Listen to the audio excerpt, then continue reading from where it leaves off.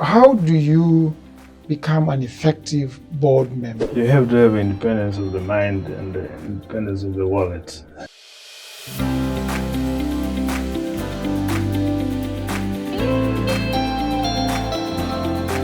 The Ntangeki Nshala show is a business show where I hold conversations with business leaders. From time to time, I invite successful business leaders or influential policymakers to sit with me and share the information, insights, and opinion on current matters and how they see the future. This is a show that's aimed to enlighten our viewers and offer them information and insights that they can use in their own lives as business leaders and personal lives to improve their productivity and effectiveness on how they run their lives and their businesses.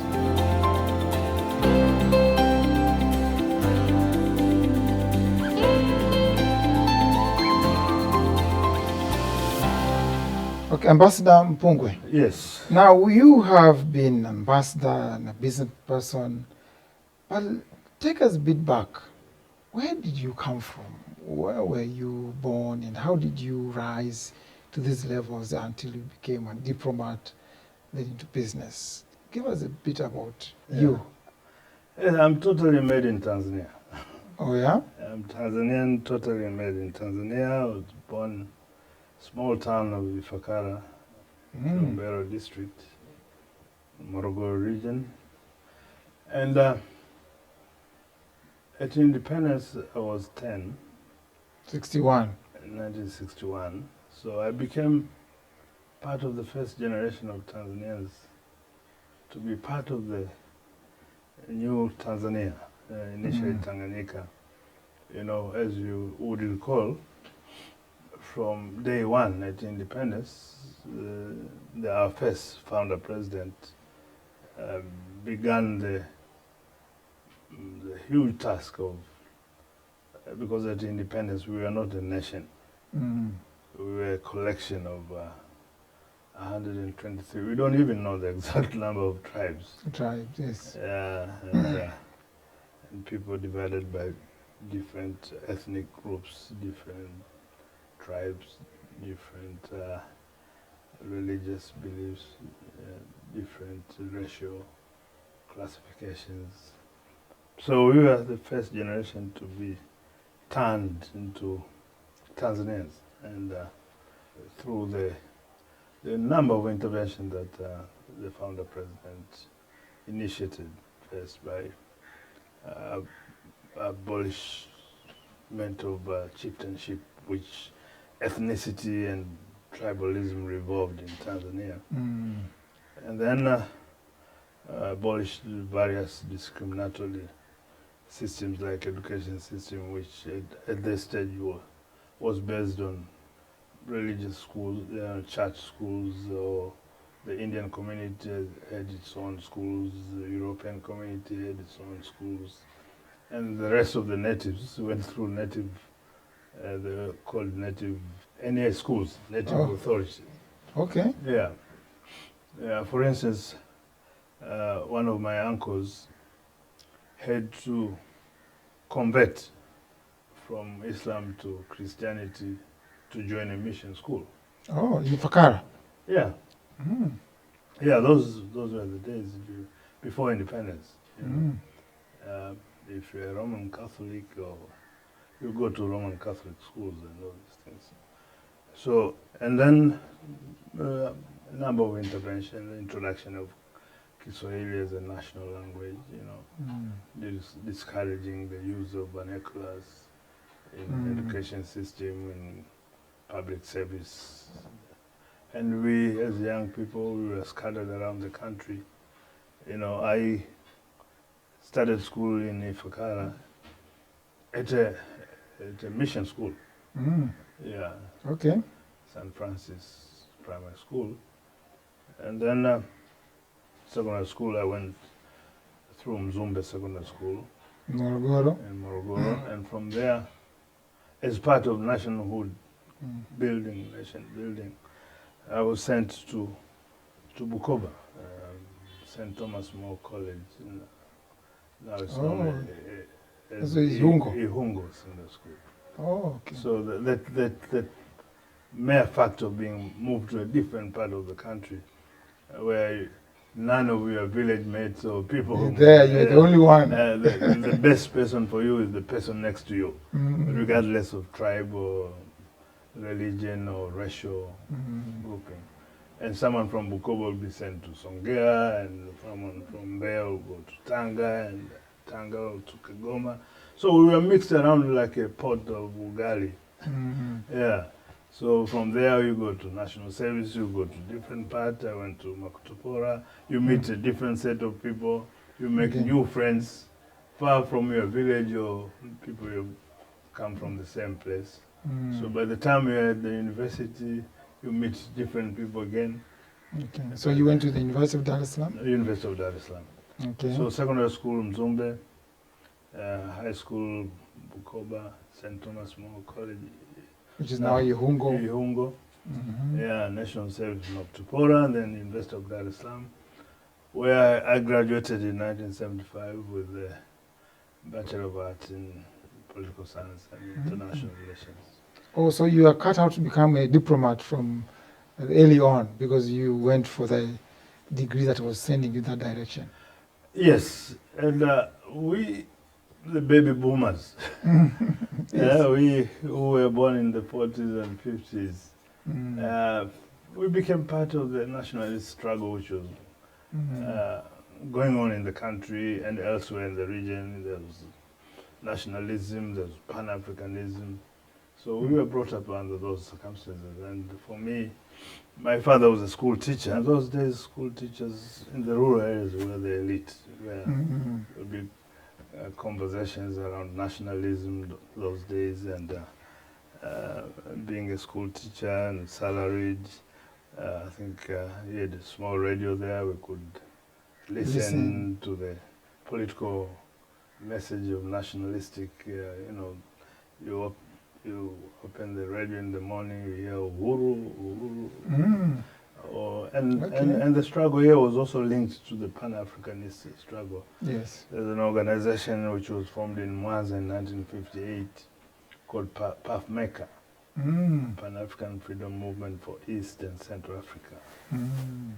So bringing various nationalist parties like KANU, UNIP of Zambia, Malawi, and So we grew up under those political orientations. So that's how you became interested. And my father was a keen Boy Scout. Okay. In 1958, he went to Southern Rhodesia, now Zimbabwe, for Boy Scout Jamboree. When he came back, he started telling his friends and colleagues and relatives about his experiences in Rhodesia. There were discrimination there. In South Africa, it was called apartheid, but in Rhodesia, it was Calabar. Yeah, different. Calabar, yes, it's a bar. Yeah. Calabar. Yeah, Okay. people were classified The on colors. there's a different color, of the skin. So those were my initial groundings into national and Pan-Africanist politics.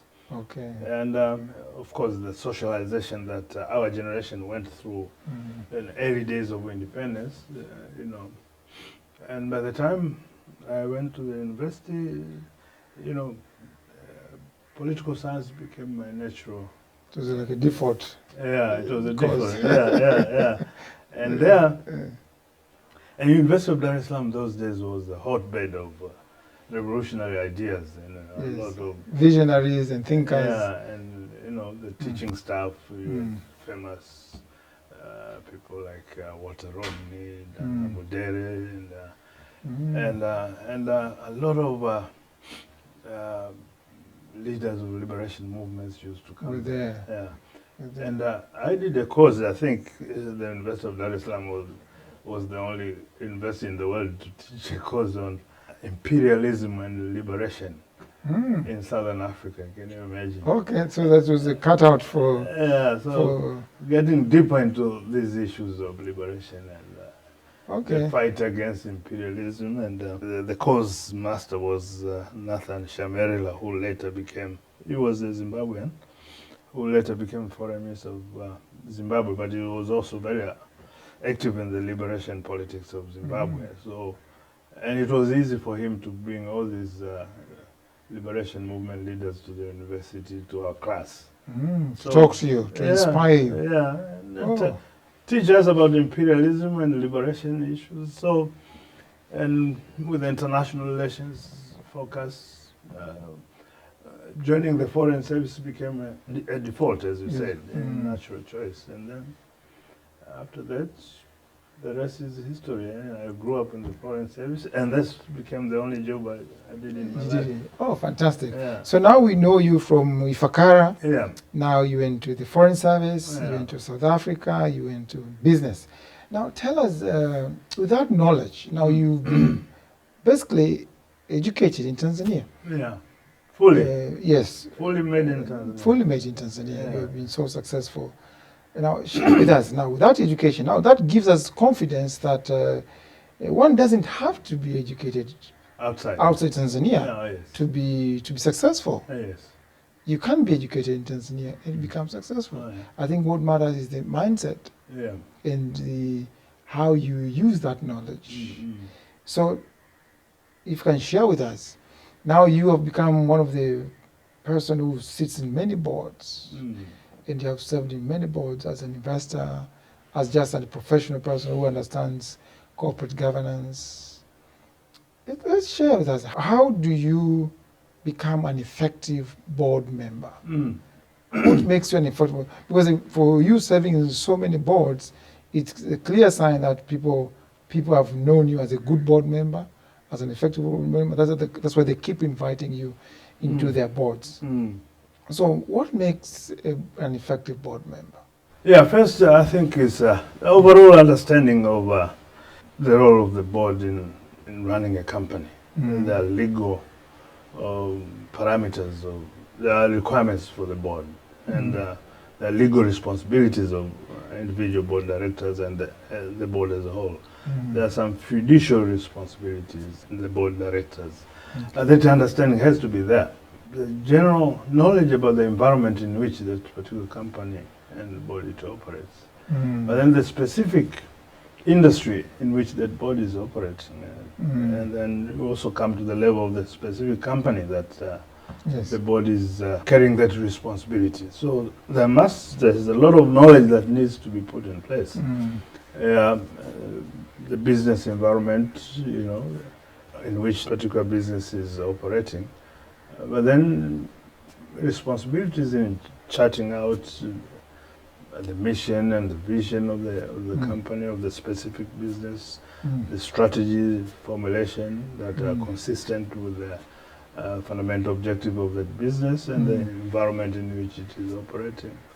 And the various dynamics that impact on that business, both internal and external. As a director, you have to be knowledgeable, aware of all this. Actually, when it comes to that, now I've seen your experience. You've been in banking, in Standard Chartered. You've been in sugar industry with all these Kilombero and Malawi and Zambia and beyond. You've been mining through Tanzanite. You've been in the brewery industry with the TBL. You've been in academics. Because you are in the University of Dar es Salaam, University of UDOM, University of Dodoma, Sebastian Koloa University. So we have had diverse kinds of boards. And how do you keep up now? Because you from banking to sugar to academics to breweries to mining. How does one behave or still manage the challenges of knowledge and industry understanding? As I said, there are general principles that cut across different boards. Yes. Be it of commercial entities, but also on academics, like my involvement with the Council of the University of Dar es Salaam, or when I was chairman also of the Endowment Fund for the University of Dodoma. There are general principles of directorship which cut across different sectors or areas of focus, but also the specific knowledge about the specific business or entity that you sit in the board. You have to have a knowledge. When I was in the mining industry, I had to understand some issues that are related to mining. You may not be a geologist or Professional miner. but Yes. the dynamics of the mining industry and the specific company that we're dealing with. So it's the banking industry. You have to understand that, and the banking industry and its requirements. So there are certain general issues that cut across different boards, but they're also specific to the industry and specific to the company that we're saving. You have to develop that broad understanding. So the principle for continuous development. Oh, continuous development. Yeah. That's why I've seen you in your home library, how well staffed it is. Yes. Because of you keep learning, keep reading. Oh yes, because business environment and the businesses are changing. Yes. And especially in the last 30 years, since the end of Cold War, significant developments in science and technology, particularly information and communication technology, has transformed the business environment beyond recognition. It is setting what we call globalization, which essentially means integration and coordination of production, distribution, and exchange processes throughout the world, based on economies of scale, economies of scope, and therefore the liberalization processes which have transformed national boundaries into markets. Global markets. Global and competitiveness. Both scale and liberalization processes has brought in intensive competition. When you factor in developments in information and communication technologies, which are rendering time, space, distances completely irrelevant. 100%. In the competitive environment of the world. And then the focus on other issues like renewed concern and care for the environment, for sustainability of various businesses. You have to factor in issues of environment and issues of sustainability. And probably even the evolution of the governance, corporate governance rules and expectations. Oh yeah. Even issues that are not necessarily political, the question of democracy, human rights, the rule of law, good governance, leave the political part of it. Yes. And I'm not in politics. I've never been, and probably I won't be in politics. But in terms of extending the frontiers of human freedom, yes, as you confront the challenges of the environment, in Swahili, pambana na mazingira yako na hali yako. Yes. Issues about unleashing the creative human potential to its fullest extent. You need that space. You need that space. So the dynamic interplay of all these forces of globalization in terms of integration and coordination of global distribution, digitalization process, liberalization process, environment concern, and issues of diversity, gender, and so the dynamic interplay of all these forces has created a new environment of businesses, which is characterized by intensive competition, characterized by far-reaching discontinuities. Yes. The change from the copper wire telephone to a mobile, that discontinuity is huge. And it is. It has created a lot of uncertainties.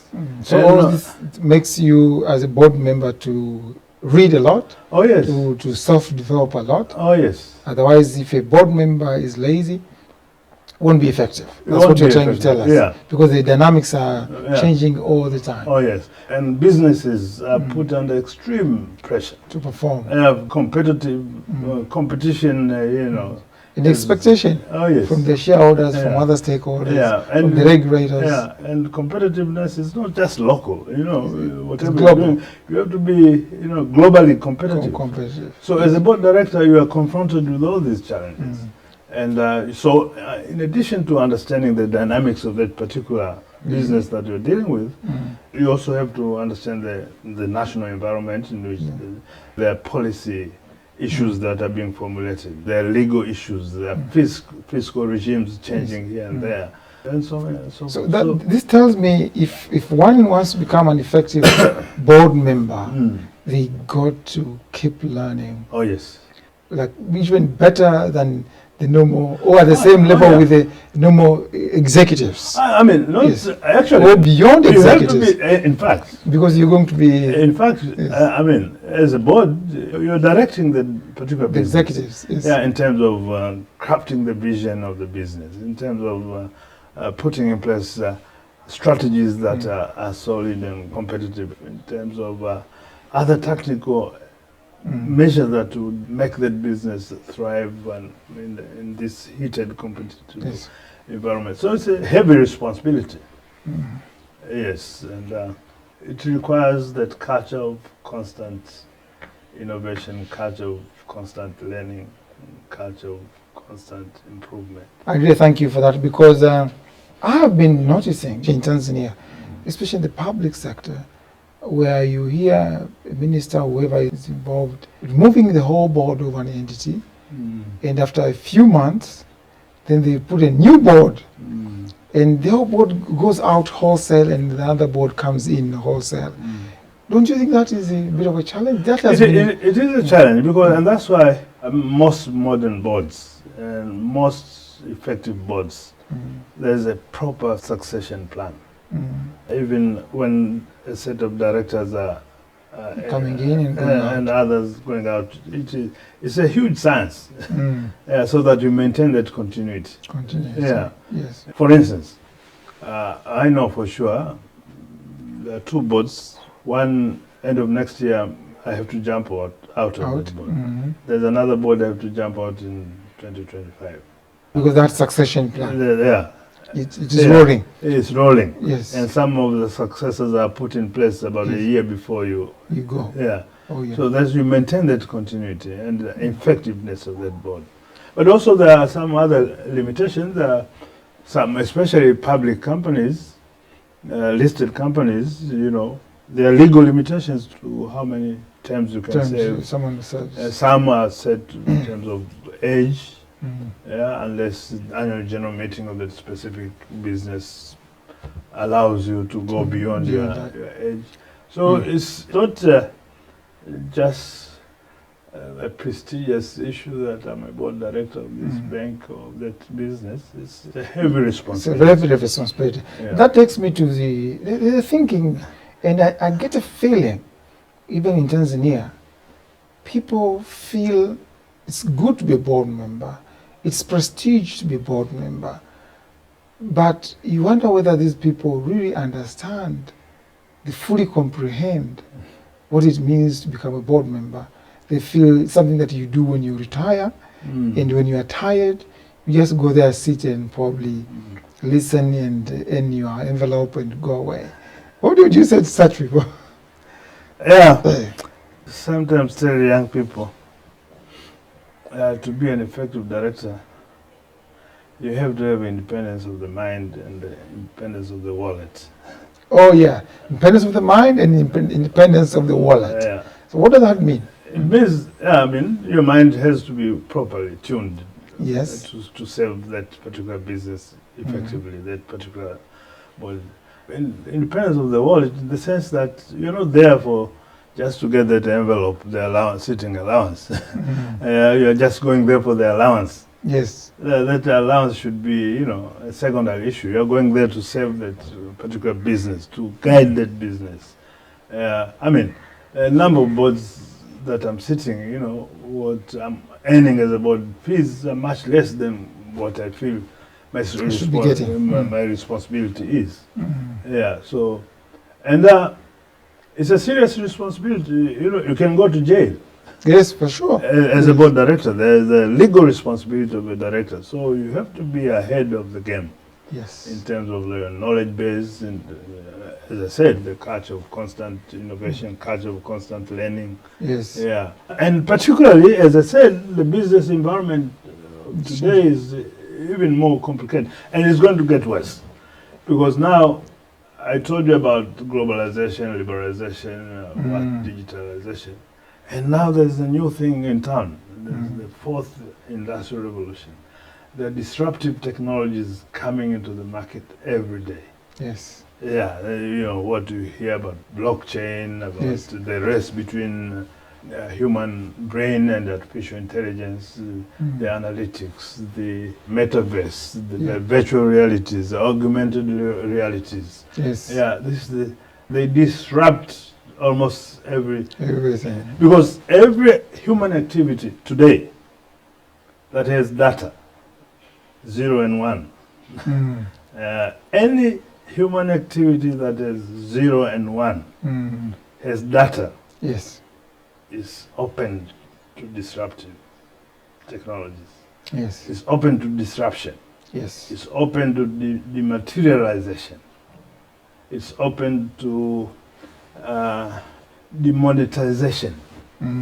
Yeah, and it's open to so many disruptive interventions that you as a board director, you also have to be aware.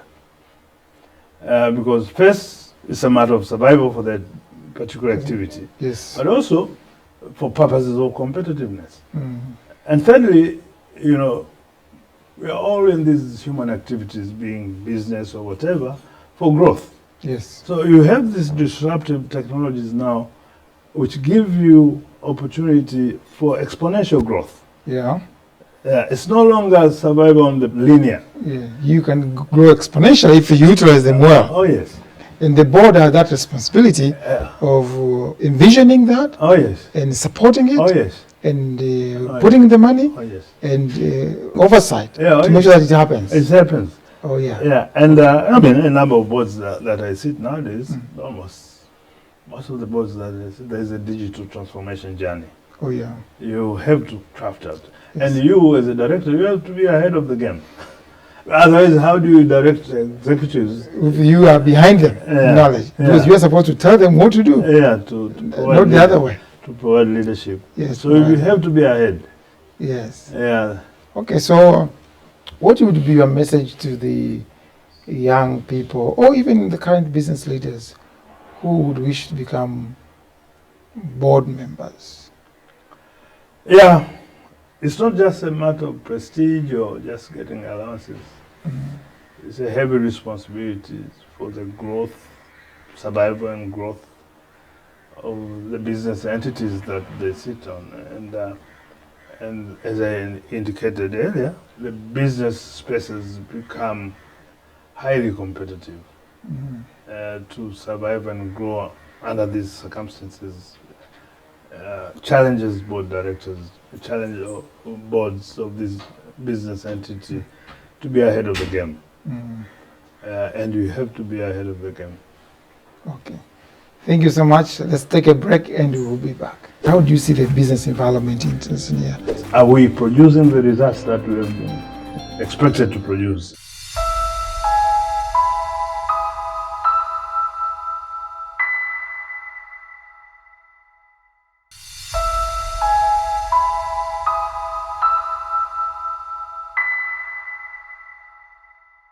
So, Ambassador Mpungwe, you have shared quite a lot.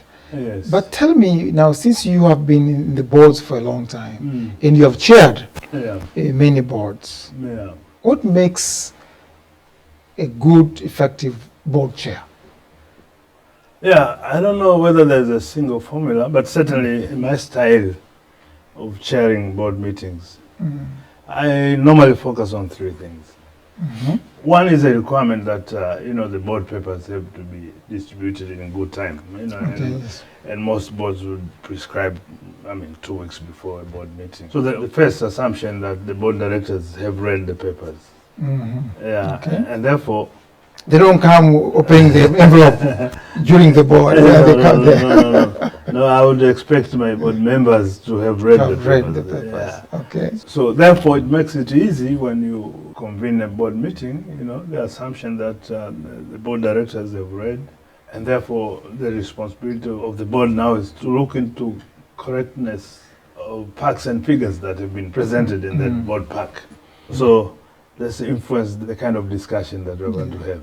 Okay. Yeah, so the first responsibility are the facts and figures provided by management, correct and relevant and to the business and relevant to what is being discussed. So once you've done that, facts and figures you have read, Yes. and then it brings some sort of efficiency. Yes. Yeah. Secondly, but look at the evidence of execution. What we have decided at the previous board or the few boards ago. The matters arising. Yeah, the strategy, the execution. Is there evidence of execution on the part of management? Or is just a talk shop? You talk, you decide, and then you discuss. Nothing happens. It's still in the process. You can't. You can't. If you have made a decision, there must be evidence of execution of the decision, or directive, or advice given by the board to the executive. And number 3 is the most important factor for me, for the board. I look into the results. Are we producing the results that we have been expected to produce according to our plan, according to our strategy, according to the market challenges that we are confronted with? So once you focus on those 3 areas, you can build efficiency in that board meeting. So instead of spending 10 hours moving round and round, the board conversation should become focused and become efficient. And of course, there are the challenges to have proper board dynamics there, which are mostly driven by a good mixture of different talents. Yes. So there are diversity in the board. Of knowledge, but diversity of different perspectives. Perspectives, yes. Yeah, so issues of combination of different age groups in the board, issues of gender, you get different perspectives, so that you have a really dynamic conversation in that board. I was reading a paper a few weeks ago on the boards of the future. So if a board is composed of 10, let's assume, they say at least 5 should be women. We half.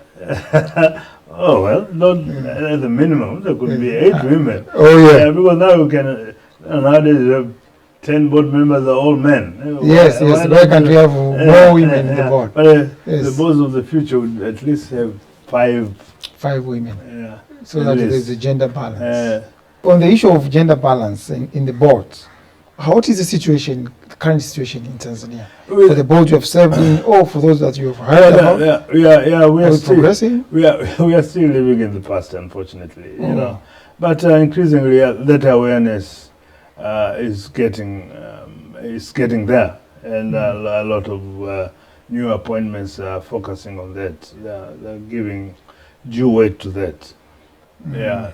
Then there's a question of generation mix. Yeah, at least out of 10, if you have 5 women, at least you have 2 millennials, As the old generation, whatever. Yes, the young ones at least. So they can take over, they can learn, they can also have new They- ideas. They come with different perspectives, which actually their perspectives are more relevant This age. into the competitive business environment that is there, perhaps more than for us who belong to the past. Okay. And then maybe the other 2 would be special skills, either technology or finance, and then maybe 1 would be gray hair. To bring in the wisdom. To balance. But increasingly, we're becoming, endangered species. And indeed, the boards of today, they have to be dynamic. Yes, I think whoever is watching this program will have gotten something very important from this conversation. But to wrap this up, what would you say about those who are in the leadership of businesses in Tanzania, and how do you see the business environment in Tanzania? What would you advise for those who are leading, whether in public sector or private sector? What should they do to make their businesses or the institutions perform better? Yeah, as I indicated, in the last 30 years, the world has moved. Yeah, whatever we do, it has to be globally competitive. Globally competitive. Yes. I Yeah, like you're that competing against the best in the world. in the world. Yeah, in whatever you do, either production of goods or provision of services, If you ignore that, it will be at your own peril. Yes. Because the world is increasingly being integrated. Yes. And it is changing very fast. And I think it was the Canadian Prime Minister Justin Trudeau in 2019 at Davos who said, the speed of change has never been this fast ever. Yet it won't be this slow again. I like that. Yeah. It has never been this fast, and it will never be this slow. And it will never be this So slow. it will keep getting faster. Yeah, you haven't seen nothing. So this world is changing very fast. And this world is deeply integrating. You cannot just say this is Tanzanian way of doing things. You are competing against the way, unless you want to confine yourself. Yeah. Even if you confine yourself to Tanzania, the challenges will follow you. Yeah. Challenges will follow you wherever you are. Yeah. That's why globally the big names that we knew in the past, they're no longer existing because they failed to appreciate that, The global competition. Yeah. So you want to tell the current business leaders in Tanzania or in Africa to think global. Think global. And operate global. And act local. global. We can act locally, but think globally. Think globally. Yeah. So your standards, the qualities have to be. And you have to think big. Level. Think big. Think big. I think all Tanzanians need to think big. Yeah. The way you thought big. Yeah, and especially for an economy like Tanzania, this is where some of us are really frustrated. This is a filthy rich country in everything. You mention any resource, the mineral potential of this country is unmatched in this. The agricultural potential is unmatched in this region. We have the second largest population of livestock. We have biodiversity assets. The national parks and game reserves are world class, unmatched. We have, I think, 25% of freshwater body in Africa. Come to forestry, you come to blue economy assets, ocean and big lakes. And perhaps more strategically, we have history as a huge competitive resource, a post-independence history of absolute peace and stability, which is very rare on this continent and in the world in general. And then we have geography. A coastal state surrounded by 6 landlocked neighbors. So if you talk about market opportunities, and let's say if you talk about East African Common Market, the common market is Tanzania. It is, if you produce in Tanzania, you can sell directly to Kenya, directly to Uganda, directly to Rwanda, directly to Burundi, directly to DRC. And as if it's not enough, we are members of SADC, Zambia, Malawi, Mozambique, Comoros. You can go all the way to South Africa as members of SADC. So we are the most strategically positioned countries in terms of resources, in terms of geography, in terms of history. So we have to run our economic policies and our business entities consistent with what the world is moving. You cannot have these are Tanzanian standards. It doesn't work that way. I keep on repeating, we are living in a world which is increasingly being integrated. Yes. A world that is highly competitive. Whatever you do, produce or provide service, you're competing against the best in the world. Yes. And here, corporate boards have special responsibility in making, while the politicians have responsibility to make this economy competitive, business entity also have a responsibility to make the business entities that they are managing equally competitive. And this is where the role of the boards of directors becomes so critical in driving businesses in the new world that is highly competitive. Thank you so much. Thank you. Mpungwe, I really appreciate for your time, for you agreeing to sit with us and come to our show. We appreciate for your time and wish you all the best in the role you're playing in the business sector in Tanzania. Thank you. I always enjoy talking to young people. you're not aware, but you become my reverse mentors through your questions, through your Yes. viewers. I also learn a lot from you. Thank you so I much. deeply appreciate. Thank you so much Thank for your you. time. Right. Asante. Right. Thank you. Yeah.